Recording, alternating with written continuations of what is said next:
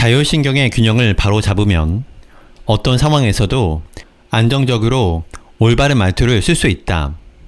또 자율신경이 바로 잡혀 있으면 대화를 기분 좋게 이끌어갈 수 있고 단번에 분위기를 바꿀 수 있으며 나아가 인생도 달라질 수 있다. 말이 화근이다 라는 말이 있는데 반대로 말은 행운의 씨앗이기도 하다. 안정적이고 듣기 좋은 말투, 신뢰가 느껴지는 말투, 품위 있는 말투를 사용해서 행운을 불러오면 인생이 달라진다. 안정적인 말투와 기분 좋은 대화를 위한 10가지 방법. 1. 천천히 말하기. 2. 등을 꼿꼿이 세우고 말하기. 3. 웃는 얼굴로 말하기. 4. 억양을 넣어서 말하기. 5. 1대2 호흡법으로 말하기. 6. 긍정적으로 말하기. 7. 상대방의 예상 깨트리기. 8. 먼저 칭찬하기. 9. 쓸데없는 상상하지 않기. 10. 먼저 말하지 않기.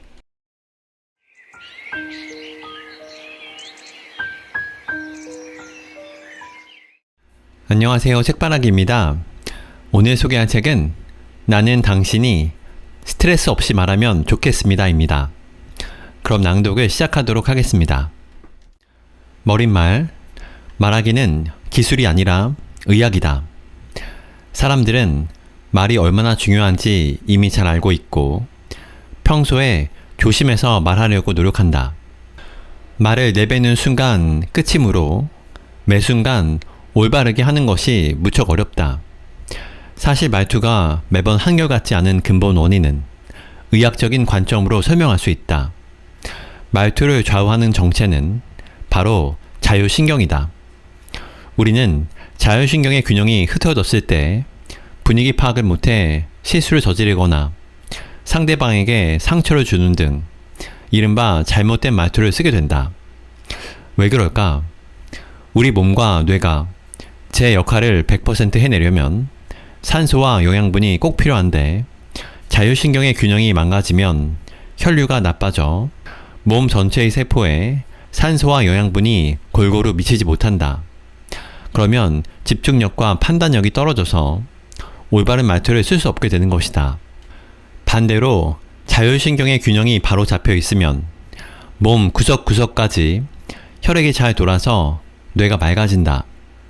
그 결과 설득력 있는 말투, 남을 배려하는 말투, 상대방을 존중하는 말투 등 상황에 알맞게 적절한 말투를 쓸 수 있다. 요컨대 말하기는 기술이 아니라 의학이라고 생각해야 한다. 화술을 배우기만 해서는 무의미하다. 말하기는 기술이 아니라 의학이므로 능숙한 화술이나 대화 스킬을 많이 익혀서 중요한 순간에 대비하더라도 그것만으로는 별 의미가 없다. 순간순간 올바른 말을 쓰려면 자율신경을 의식하는 것이 필수 불가결하다. 늘 말투에 신경을 쓰는데도 자기도 모르게 실수하고 마는 사람은 자율신경의 균형이 무너졌을 가능성이 높기 때문이다. 이는 반대로 말하면 자율신경의 균형을 바로 잡으면 어떤 상황에서도 안정적으로 올바른 말투를 쓸 수 있다는 것이다. 또 자율신경이 바로 잡혀 있으면 대화를 기분 좋게 이끌어갈 수 있고 단번에 분위기를 바꿀 수 있으며 나아가 인생도 달라질 수 있다. 스트레스 없이 말하면 인생이 달라진다. 말이 화근이란 말이 있는데 반대로 말은 행운의 씨앗이기도 하다. 안정적이고 듣기 좋은 말투, 신뢰가 느껴지는 말투, 품위 있는 말투를 사용해서 행운을 불러오면 인생이 달라진다. 이를 위해서는 잔기술로 말을 그럴싸하게 하는 요령을 익히는 것이 아니라 근본적인 대책을 세워야 한다. 자율신경의 균형을 바로잡아 상황이나 상대에 따라 자신도 모르게 내뱉게 되는 부정적인 말투를 완전히 고치는 것이다. 그런 상태가 되어야 스트레스 없이 말할 수 있게 되는 것이다. 자율신경이 흐트러지면 그때그때 다른 말투가 나온다. 기분, 시간적 여유, 컨디션 등은 전부 자율신경을 망가뜨리는 원인이다.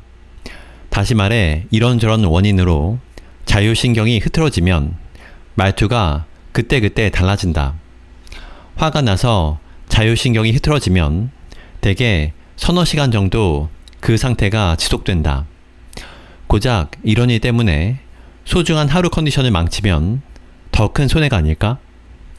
이럴 때는 일단 어쩔 수 없지 하고 기분을 전환해야 한다.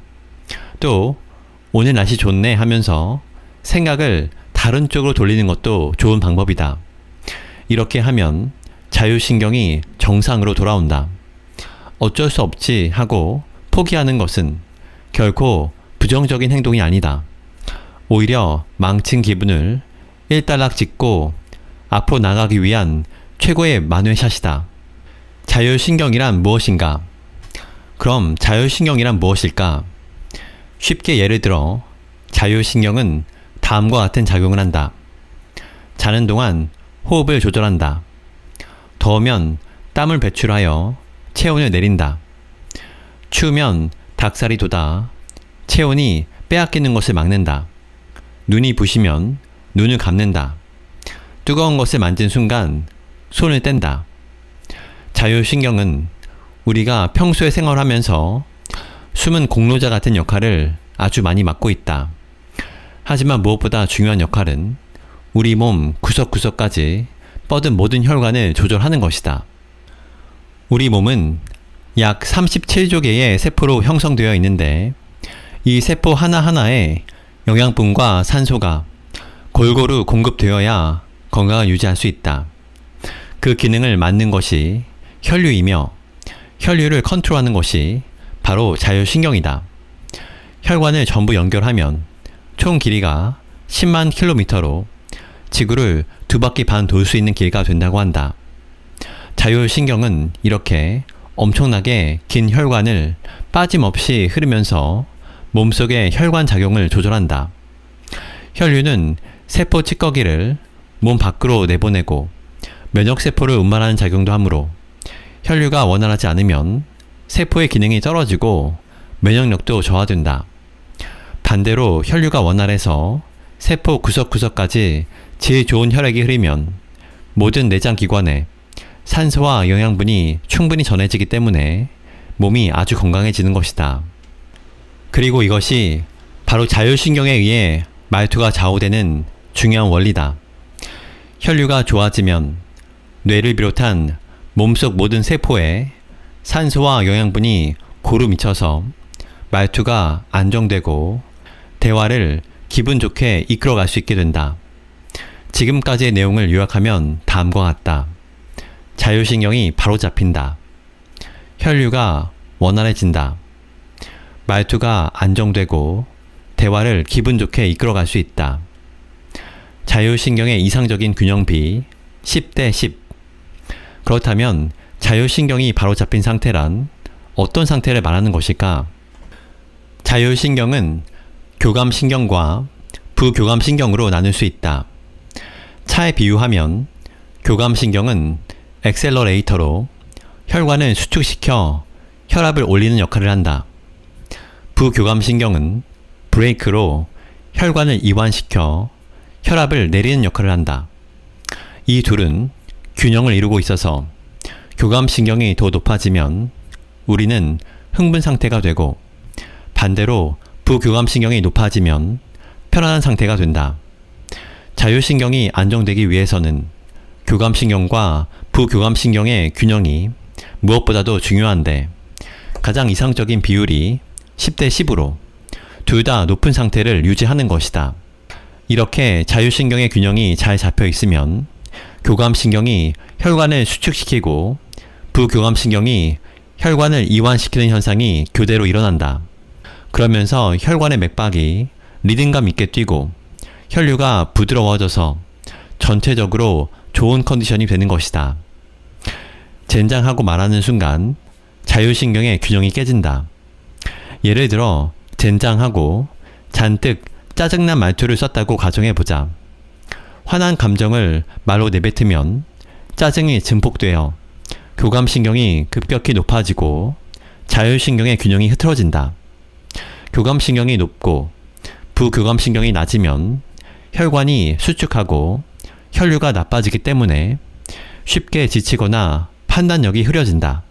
그 결과 말투는 더 부정적으로 변하고 결국 자율신경의 균형이 더욱 무너지는 악순환에 빠지고 만다. 젊을 때는 부교감신경의 작용이 활발하기 때문에 자신이나 타인의 말투에 따라 자율신경이 흐트러져도 부교감신경이 금세 회복된다. 자율신경이 곧 균형을 되찾는 것이다. 하지만 남성은 30세, 여성은 40세를 기점으로 부교감신경의 작용이 급격히 떨어진다. 그래서 한번 자율신경의 균형이 무너지면 쉽게 회복되지 않고 흐트러진 상태가 지속되는 것이다. 그 결과 혈류의 작용이 원활하지 않아 만성 통증이나 질환으로 발전하기도 한다. 3, 40대에 접어들면서 몸이 예전 같지 않다. 항상 컨디션이 나쁘다. 늘 어딘가 아프다라고 호소하는 사람들이 있는데 자율신경의 균형이 무너진 것이 그 원인인 경우가 많다. 이를 피하려면 의식적으로 부교감신경의 작용을 높여야 한다. 자율신경과 몸과 마음의 관계는 의학적으로 입증되었다. 가장 놀라운 것은 우리가 느끼는 감정이 자율신경의 수치를 저하한다는 사실이다. 인간은 희로애락을 느끼고 매 순간 다양한 감정의 지배를 받는다. 그리고 마음속을 마구 휘젓는 감정에 따라 자율신경의 균형이 바로 잡히기도 하고 무너지기도 한다.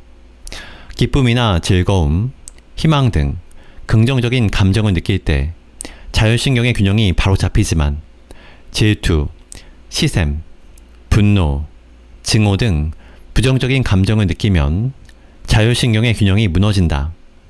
즉, 부정적인 감정을 실어 말하거나 부정적인 단어를 내뱉는 순간 자율신경의 균형이 흐트러져 혈류가 나빠지고 내장 기능이 약해지며 호르몬의 균형마저 무너지고 만다. 이런 상태가 오래 지속되면 쉽게 피로를 느껴 사소한 일에도 컨디션이 나빠지고 심각한 질병에 걸릴 수도 있다. 또한 피부와 머리카락이 푸석푸석해지면서 나이에 비해 노화가 빨리 진행된다. 우리 연구팀이 자율신경의 작용을 기계로 측정하고 그 결과를 구체적인 수치로 나타낼 수 있게 되면서 자율신경과 몸과 마음의 관계가 의학적으로 입증되었다. 자율신경의 균형을 바로잡기만 해도 몸의 전반적인 컨디션이 유의미하게 상승하고 질병의 치료 속도가 매우 빨라진다. 반면 똑같은 방식으로 치료하더라도 자율신경의 균형이 회복되지 않으면 치료 속도와 효과가 매우 낮았다. 말을 내뱉기 전에 의식해야 할 8가지 요인. 구체적으로 말을 내뱉기 전에 다음 8가지 요인을 의식하는 것이 좋다. 컨디션, 예상치 못한 일, 환경, 자신감, 날씨, 상대방의 상태, 시간, 감정. 그리고 언뜻 상관없이 보이는 일이 우리의 자율신경을 망가뜨리기도 한다. 이를테면 날씨가 맑은 날에는 자율신경이 균형을 이루지만 비가 오거나 먹구름이 끼는 등 왠지 성가신 느낌이 드는 날씨에는 자율신경의 균형이 무너지기 쉽다. 이처럼 자율신경은 아주 사소한 자극에도 망가지기 쉬우므로 자신의 현재 상태를 검증해 둘 필요가 있다. 감정을 배제하고 자신의 그릇 키우기. 성공하기 위해서는 사소한 감정에 휘둘리지 않아야 한다. 목표를 정확히 파악하고 그 목표를 향해 차근차근 과정을 밟아 나가야 한다. 그것이 바로 자신의 그릇을 키우는 방법이고 그 그릇이 커져야 일정한 수준에 오를 수 있다. 컨디션은 시간에 따라 다르다. 앞에서 자율신경의 균형을 흐트러뜨리는 요인이 8가지가 있다고 했는데 그 중에서 시간에 대해 조금 더 이야기해보자. 약속 시간에 늦을 것 같아 불안하거나 주어진 발언 시간이 5분밖에 남지 않아 마음이 급해지면 누구나 자율신경의 균형이 흐트러진다. 그런데 사실 시간대에 따라서도 자율신경의 균형이 달라진다. 교감신경과 부교감신경의 균형은 시간별로 변동이 있는데 일반적으로 아침에서 낮까지는 교감신경이 더 높고 저녁부터 밤까지는 부교감신경이 더 높다. 중요한 회의는 오전 8시에서 10시 혹은 오후 4시에서 6시에 우리 몸이 만들어내는 자율신경의 자연스러운 균형을 이용하면 하루 동안 자신의 역량을 최대한으로 끌어올릴 수 있다. 예컨대 아침 8시에서 10시는 아침밥을 먹어 교감신경이 높아지는 것과 동시에 부교감신경 역시 비교적 높은 위치에 있기 때문에 이상적인 균형을 이루는 시간대이다. 이때는 회의나 중요한 일, 집중력과 번떡이는 아이디어가 필요한 일을 하기에 가장 적합하다. 나는 매일 아침 8시까지 연구실에 가서 가장 중요한 서류부터 살핀다. 이 귀중한 시간대를 메일 확인이나 업무 준비 등 사소한 일에 쓰는 것은 너무 아깝다. 점심 식사 전후에는 먹는 행위에 따른 자극과 즐거움 때문에 교감신경이 더 높아진다. 또 밥을 급하게 먹으면 그 반동으로 부교감신경이 급상승하는 등 자율신경의 균형이 무너지기 쉽다. 따라서 이 시간대는 메일 처리나 자료 정리 등 몸과 뇌를 가다듬는 정도의 단순 작업을 하는 것이 좋다. 오후 4시에서 6시는 다시 자율신경의 균형이 바로 잡히는 시간대이다. 더 높은 위치에 있던 교감신경은 내려가고 반대로 부교감신경은 올라가기 때문에 서로 교차하는 폭이 좁아진다. 따라서 중요한 회의나 결단이 필요한 일을 하기에 적합하다. 저녁 식사 이후에는 부교감신경이 더 높다. 이른바 휴식 모드가 되므로 이 일을 질질 끌게 되기 십상이다. 따라서 일을 하기에 비효율적이다. 또 밤에 접대 자리에서 사업 이야기를 하는 것은 그다지 효율적이지 않다. 술이 들어가면 부교감신경이 더 높아져서 일 이야기에 집중하기 어려워진다. 따라서 일 관련 이야기는 자율신경의 균형이 바로 잡힌 시간대에 해야 자신에게 유리하게 진행할 수 있다. 안정적인 말투와 기분 좋은 대화를 위한 10가지 방법. 첫 번째, 천천히 말하기. 먼저 가장 중요한 포인트는 천천히 말하기다. 천천히 말하는 것은 깊게 호흡하면서 말한다는 뜻이다. 호흡이 건강과 관련이 있다는 사실은 예전부터 잘 알려져 있고 요즘에도 다양한 호흡법이 유행하고 있다. 하지만 왜 호흡이 건강과 관련이 있는지 의학적으로 설명하지 못했다. 그런데 최근 들어 그것을 증명할 수 있는 기계가 개발되었다. 이 기계는 말초혈관의 혈류량을 숫자로 표시할 수 있어서 아주 획기적이다. 이 기계를 이용해서 우리가 호흡을 멈추면 말초신경의 혈류량이 어떻게 변하는지 관찰했는데 순식간에 혈액의 흐름이 나빠진다는 사실이 드러났다. 즉, 호흡이 얕아지면 혈류가 나빠지고 반대로 호흡이 깊어지면 혈류가 좋아진다는 것이다. 천천히 말해서 호흡이 깊어지면 질 좋은 혈액이 몸속 구석구석까지 전달된다. 그 결과 뇌와 근육의 세포 하나하나까지 산소와 영양분이 공급되어 머리와 몸이 맑아지고 자신의 역량을 충분히 발휘할 수 있게 된다. 반대로 빨리 말하면 호흡이 깊어지지 못한다. 얕고 빠른 호흡은 교감신경의 작용을 상승시킨다. 순간적으로는 의욕을 올릴 수 있지만 그것이 길게 이어지면 혈관이 수축하고 혈류가 나빠져서 자신의 능력을 제대로 발휘할 수 없게 된다. 게다가 이야기를 듣는 상대의 부교감신경까지 낮춰버리고 만다. 당신이 쉴 새 없이 빠르게 말하면 팀원 전체의 업무 효율까지 내려가는 셈이다. 그래서 팀의 구성원인 당신에게도 불리할 수밖에 없다. 두 번째, 등을 꼿꼿이 세우고 말하기.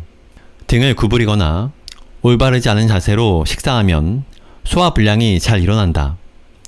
우리 몸에서는 등이 자율신경계의 균형을 관장하기 때문이다. 따라서 올바른 자세는 자율신경의 균형에서 무척 중요한 요소다.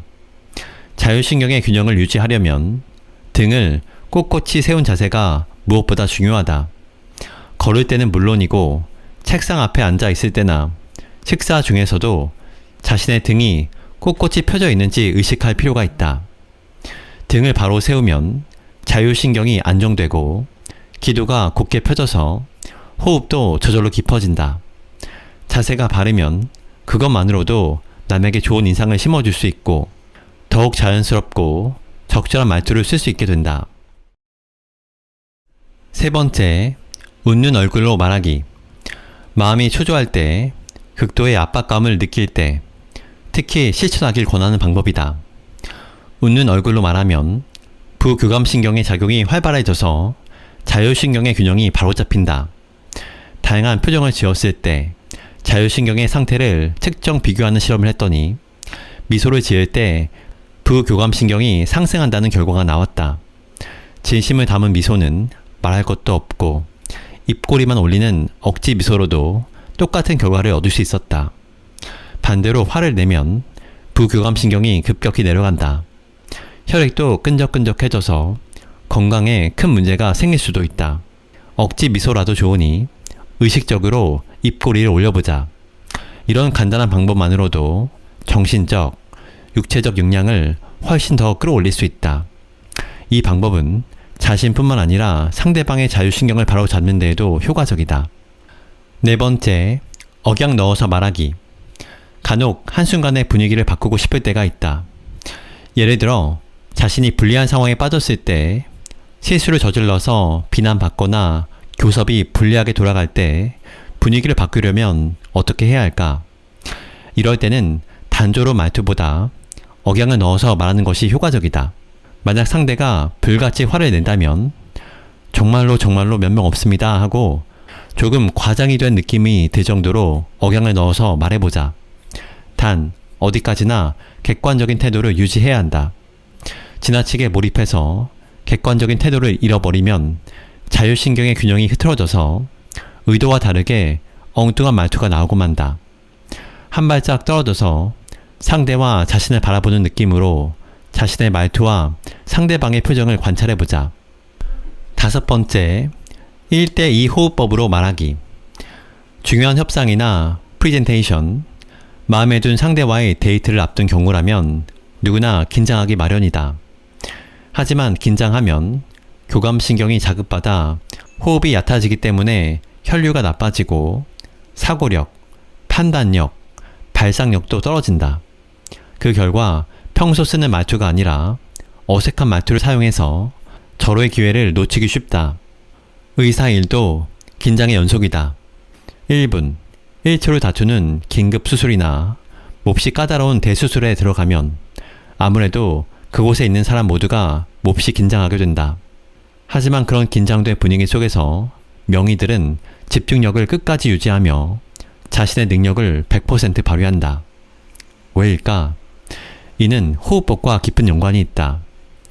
극도의 압박감 속에서 온전히 집중하는 사람들은 무의식 중에 한 번 들이쉬고 두 번 내쉬기, 즉 1대2 호흡법을 한다.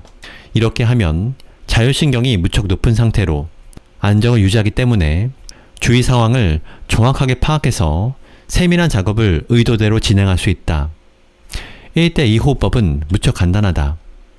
3, 4초간 코로 숨을 들이마신다. 6에서 8초간 입을 오므리고 입으로 천천히 숨을 내뱉는다. 이것을 5에서 7회 반복한다. 숨을 내뱉을 때는 최대한 천천히 길게 하려고 노력해야 한다.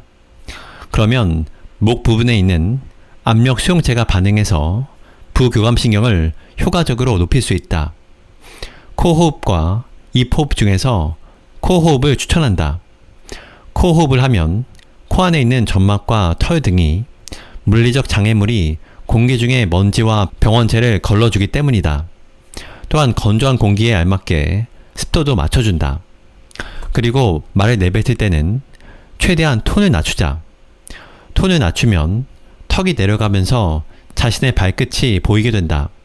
사람은 자신의 발이 보이지 않으면 말투도 마치 땅에서 발이 붕 뜨는 것처럼 가벼워지기 쉽고 반대로 발끝이 보이면 언행도 차분해진다. 인생이 걸린 중요한 승부를 펼칠 때는 1대2 호흡법을 유지하면서 낮은 톤으로 말해보자. 그렇게 하면 자연스럽게 자율신경이 바로 잡혀 어떤 순간에도 자신의 능력을 충분히 발휘할 수 있는 실전에 강한 사람이 될 것이다. 6번째, 긍정적으로 말하기. 우리는 자주 후회와 원망, 질투심에 사로잡히곤 한다. 하지만 이런 감정을 입 밖으로 꺼내는 순간 자율신경이 크게 흐트러진다.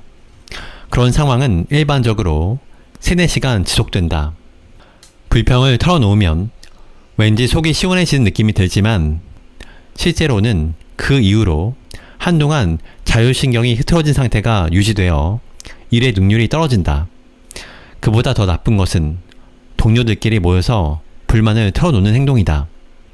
불만을 가진 사람들끼리 모여서 서로의 불만을 공유하면 묘하게 마음이 편해지는 느낌이 있다. 이를 자율신경의 낮은 안정이라고 하는데 실제로 동기부여가 잘 안되고 컨디션도 무너지기 쉬운 최악의 상태이다.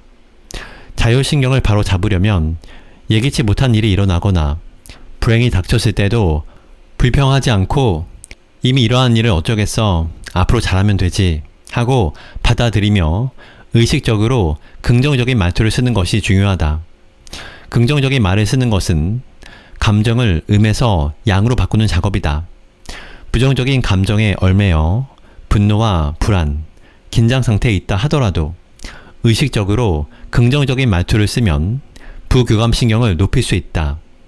그런 식으로 계속해서 긍정적으로 말하려고 노력하다 보면 점점 자율신경의 균형이 바로잡혀 어떤 상황에서도 안정적인 말투를 쓰게 된다. 이것이 바로 우울할 때일수록 더 긍정적으로 말해야 하는 이유이다. 7번째, 상대방의 예상 깨트리기. 예를 들어 아내가 왜 옷을 벗어놓기만 하고 정리를 안 해? 빨리 치워! 하고 따졌다고 가정해보자. 이때 아내는 화가 나서 자율신경이 이미 망가져 있는 상태다. 갑자기 아내의 말을 들은 남편도 자율신경이 흐트러진다. 알았어. 왜 이렇게 잔소리를 해? 하고 퉁하게 대꾸하면 서로 더욱 기분이 상해서 자율신경의 균형이 점점 흐트러진다. 이렇게 되면 사소한 일이 불씨가 되어 큰 싸움이 일어나도 이상하지 않다. 하지만 만약 이때 제가 정말 잘못했습니다. 혹은 오케이, 조금 장난스러운 말투를 섞어 대답하면 어떨까? 상대방으로서는 예상하지 못한 반응이기 때문에 순간 말문이 막힐 것이다. 이처럼 사람은 상대방이 자신이 예상하지 못한 방향으로 공을 되받아쳤을 때 그 공을 주우러 가는 사람에게 화가 조금씩 가라앉는다. 물론 이런 농담을 섞인 말투를 쓸 때는 상대와의 관계성을 고려해야 한다. 만약 상사에게 혼나고 있는데 농담으로 받아친다면 화만 더 키울 테니까 말이다. 하지만 친밀한 관계에서는 이렇게 상대방의 예상 깨기가 무척 효과적으로 작용한다. 화에 지배당한 상황일수록 유머 감각을 발휘해야 자신과 상대방의 자율신경이 바로 잡혀서 시간 낭비와 에너지 낭비를 막을 수 있다. 8번째, 먼저 칭찬하기. 화낼 상황이라도 일단 잘한 것부터 칭찬해주자. 그런 다음에 잘못된 점을 지적하는 것이다. 그렇게 하면 당신은 자신을 둘러싼 아슬아슬한 분위기를 털어낼 수 있고 그와 동시에 어떻게 혼날 것 같아 하고 잔뜩 긴장하고 있던 상대방의 분위기까지 바꿀 수 있다. 원래 화내는 것의 목적은 상대방이 반성하게 만드는 데 있다. 상대가 정말 반성하게 만들려면 호통을 치는 것은 별 도움이 안 된다. 갑자기 호통을 치면 상대방은 순간 당황하고 긴장해서 냉정하게 받아들이지 못한다. 먼저 상대방이 받아들일 자세를 갖추게 한 뒤 잘못을 지적해야 상대도 무엇을 잘못했는지 인식하고 제대로 반성할 수 있다. 스포츠에서도 마찬가지다. 선수가 실패했을 때 감독이 왜 그걸 못하는 거야? 하고 화내는 것과 좀 전에 플레이는 최고였어. 하지만 지금은 너답지 않았어. 왜 그랬던 거야? 하고 말하는 것은 선수의 동기부여에 서로 다른 영향을 미친다. 후자의 말을 들은 선수는 일단 칭찬을 받았기 때문에 부교감신경이 높아지고 혈류가 좋아져서 자율신경의 균형이 바로잡힌다. 그 결과 운동 수행 능력이 올라가서 자신의 실력을 유감없이 발휘할 수 있다. 반대로 전자의 경우 혼나면서 또 실패하면 어쩌지 하는 부정적인 생각에 휩싸이게 되고 혈류가 악화되어 계속 실수를 범하게 되는 것이다. 9번째, 쓸데없는 상상하지 않기. 우리의 몸은 생각보다 자주 상상의 지배를 받곤 한다. 고소공포증이 그렇다. 여기서 떨어질지도 몰라 하고 미리 상상하는 바람에 심장이 쿵쾅거리고 두 다리가 굳어버린다. 하지만 상상하지 않으면 냉정을 유지할 수 있다. 말투 역시 마찬가지다. 말하기 전에 이렇게 말하면 싫어하지 않을까? 이런 질문을 하면 무식하다고 생각하지 않을까 등 이런저런 상상을 하면 할수록 입술이 바짝바짝 마른다. 괜한 상상을 하는 바람에 계속 부정적인 생각이 떠올라 점점 자율신경의 균형이 무너지고 마는 것이다. 물론 이렇게 말하면 상대방이 싫어할지도 몰라 하며 상대방을 배려하는 태도를 갖는 것은 필요하다. 또 예상되는 질문에 대한 답을 준비하는 것도 중요하다. 하지만 배려와 괜한 상상은 완전히 다르다. 혼자 부정적인 상황을 상상해서 하고 싶은 말을 제대로 못하거나 엉뚱한 말실수를 자주 한다면 말을 꺼내기 전에 괜한 상상하지 말자고 속으로 다짐해보자. 이 간단한 방법만으로 자율신경이 안정을 찾아 말로 인한 실수를 상당 부분 줄일 수 있다. 10번째, 먼저 말하지 않기. 나는 수다쟁이여서 안 해도 될 말까지 했다가 실수하는 경우가 많았다. 분위기에 취해 내가 먼저 시답지 않은 이야기를 꺼내고 흐름이 좀 이상해진다고 느끼면 그것을 모면하기 위해 더 열심히 떠드는 식의 나쁜 패턴을 반복해왔다. 먼저 말하지 않기라는 규칙을 지키면 상대방이 알아서 좋게 생각하게 만든다는 장점도 있다. 말로 표현하지 않으면 내 뜻이 전해지지 않는다고 생각하기 쉬운데 상대방이 리액션을 원할 때 그렇군요 하고 가볍게 대답하면 상대방은 자기에게 좋은 쪽으로 해석하게 된다. 천천히 말하면 마음에 여유가 생긴다. 천천히 말하면 마음에 여유가 생기고 감정 조절이 가능하다. 이를테면 직원이 실수하더라도 버럭 화내고 싶은 마음을 꾹 참고 일부러 천천히 말하는 것이다. 그러자 나도 상대방도 마음이 차분해져서 이미 일어난 실수에 냉정하게 대처할 수 있었다. 지금 생각해보면 이것이 내가 말투와 자율신경에 관해서 자율신경의 관계에 대해 본격적으로 관심을 갖게 된 계기가 되었다.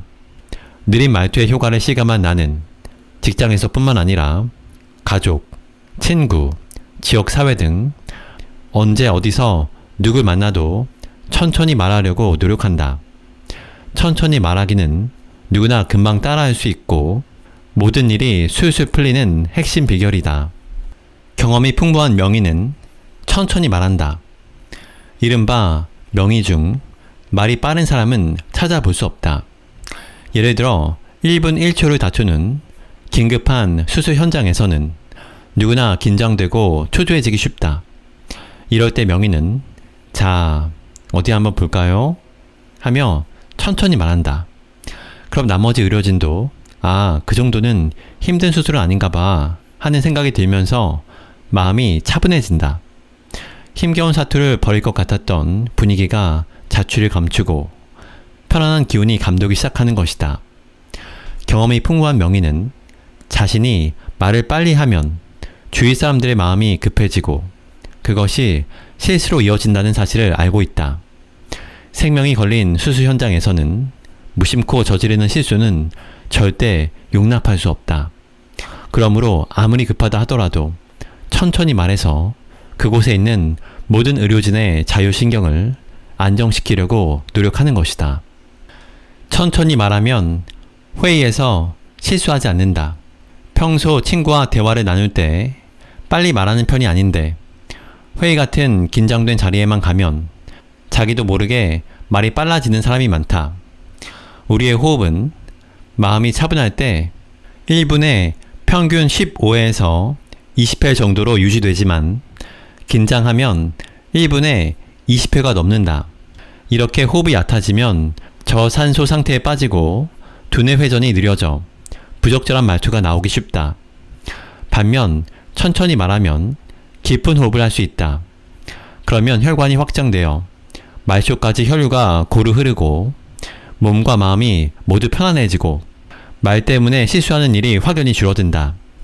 또 깊은 호흡을 유지하면서 천천히 말하면 말이 입 밖으로 나가기 전에 한 번 더 머릿속에 내용을 곱씹어 적절한 말로 변환할 여유가 생긴다. 이런 방식으로 말하면 발언의 요지를 깔끔하게 정리할 수 있어서 간결하고 이해하기 쉬운 말투를 쓰게 된다. 천천히 말하면 신뢰를 줄 수 있다. 천천히 말하면 말로 인한 실수가 줄어드는 것은 물론 이야기에 설득력이 생긴다. 자신감이 없어도 자신만만해 보이고 내용이 다소 빈약해도 그럴듯하게 느껴진다. 다시 말해서 주의를 컨트롤할 수 있게 된다.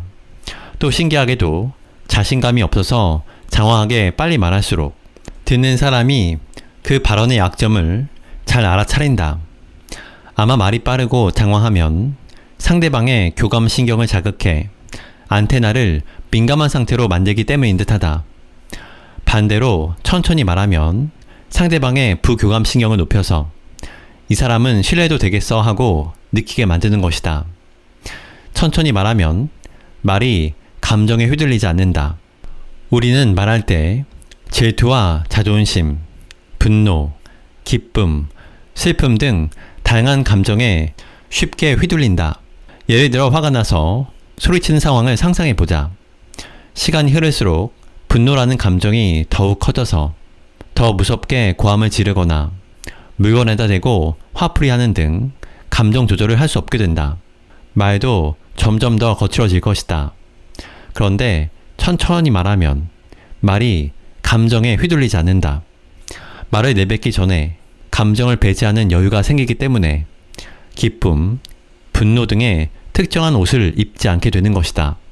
어떤 색에도 물들지 않는 평상심을 유지한 말투를 쓸 수 있게 되는 것이다. 천천히 말하면 좋은 목소리가 나온다. 느리게 말하면 듣는 이의 자율신경 균형이 바로 잡히기 때문에 같은 목소리를 두고 좋은 목소리라고 인식하게 된다. 반면 빠른 속도로 쉴 새 없이 말하면 듣는 이의 자율신경이 흐트러져서 좋은 목소리라고 인식하기 어렵다. 오히려 불편하고 부담스럽게 들리기 쉽다. 따라서 중요한 회의나 프로포즈 같은 이때다 싶은 순간에는 반드시 천천히 느긋하게 말해야 성공할 수 있다. 천천히 말하면 활력이 생긴다. 천천히 말하기의 장점은 그 외에도 많다. 천천히 말하면 자연스레 호흡이 깊어지고 말초 세포 하나하나에게까지 산소와 영양분을 골고루 공급된다. 그래서 신체적, 정신적으로 능률이 올라가는 것은 물론 피부와 머리카락 등 겉보기에도 생기가 돈다. 사람은 나이를 먹으면 기억력이 떨어지기 쉽고 피로를 느끼게 되는데 사실 이러한 현상은 나이보다 흐트러진 자율신경이 원인일 때가 많다. 자율신경이 흐트러지는 바람에 말초 세포까지 혈액이 돌지 못하기 때문이다. 따라서 천천히 말함으로써 몸속 구석구석까지 혈액을 보내면 사고력, 판단력, 기억력, 집중력 등 두뇌 기능이 활성화되고 긍정적인 마음, 도전정신과 용기, 매끈한 피부, 윤기가 흐르는 머리카락, 쉽게 지치지 않는 몸 등 젊음의 특징을 되찾을 수 있다. 요컨대 자율신경과 건강은 밀접한 관련이 있고 자율신경의 균형을 유지하는 것만으로도 젊고 건강한 신체를 만들 수 있는 것이다. 그 중에서도 천천히 말하기는 가장 쉬우면서도 효과적인 방법이다. 인간의 신체는 우리가 생각하는 것보다 훨씬 더 신비롭고 변화무쌍하다. 안티에이징을 위해 많은 돈을 들여 관리해온 사람도 엄청난 스트레스나 큰 충격을 받아 자율신경의 균형이 깨지면 한순간에 몇 년은 더 나이 들어 보이게 된다. 반대로 별 다른 노력 없이 자율신경을 일정하게 유지하는 습관을 갖는 것만으로도 젊고 생기 있는 외모를 유지할 수 있다. 천천히 말하면 밀당의 고수가 된다. 남자의 마음을 훔치는 매력적인 여성은 다들 말을 느리게 하는 특징이 있다. 천천히 말하는 여성이 인기가 있는 이유 중 하나는 우아한 인상을 주기 때문이다. 신나서 제잘제잘 말하는 여성은 활기차 보여서 좋지만 가볍다는 느낌이 든다. 하지만 천천히 말하는 여성은 신뢰감을 주면서도 은근한 관능미와 요조숙녀 같은 우아함을 발산한다. 남성도 마찬가지다. 천천히 느긋하게 말하는 남성은 중후하고 젠틀한 인상을 주고 쉽게 신뢰를 얻는다. 천천히 말하는 사람이 매력적인 또 다른 이유는 느리게 말하면 호흡이 깊어져 자율신경의 균형이 바로 잡히기 때문이다. 자율신경이 균형을 이루면 절묘한 타이밍에 맞장구를 치거나 화제를 넓혀 나감으로써 대화를 리드할 수 있다. 그러면 상대방은 마음이 편해지고 어느새 대화에 푹 빠지게 된다. 자신도 모르게 그 사람과 말하면 왜 기분이 좋아지지? 하고 생각하게 되는 것이다. 이것이 바로 대화를 기분 좋게 이끌어가는 비결이다. 반대로 자율신경의 균형이 흐트러져 있으면 대화를 잘 이어나갈 수가 없다. 교감신경이 너무 높으면 자기 중심적으로 대화를 이끌어 나가게 되어 상대방이 질리기 쉽고, 부교감신경이 너무 높으면 맞장구 칠 타이밍을 놓쳐 대화에 탄력이 붙지 않는다. 요컨대 천천히 말하면 밀 때는 밀고 당길 때는 당기는 밀당의 고수로 변신할 수 있다. 천천히 말하려면 천천히 말하기를 의식해야 한다. 천천히 말하고 싶지만 나도 모르게 말이 빨라진다. 이렇게 하소연하는 사람이 많을 것이다. 천천히 말하려면 평소 늘 천천히 말하기를 의식하는 수밖에 없다. 우리는 평소 무의식 속에 살아간다. 목표를 분명하게 의식한다면 원하는 결과를 얻을 수 있다는 뜻이다. 지금까지도 대화 중에 자기도 모르게 말이 빨라지곤 했다. 이제부터라도 천천히 말하자 하고 늘 의식해야 한다. 이를 꾸준히 실천하다 보면 반드시 천천히 말할 수 있게 된다. 천천히 말하겠다고 의식하는 것이야말로 천천히 말하기로 이어지는 지름길이다.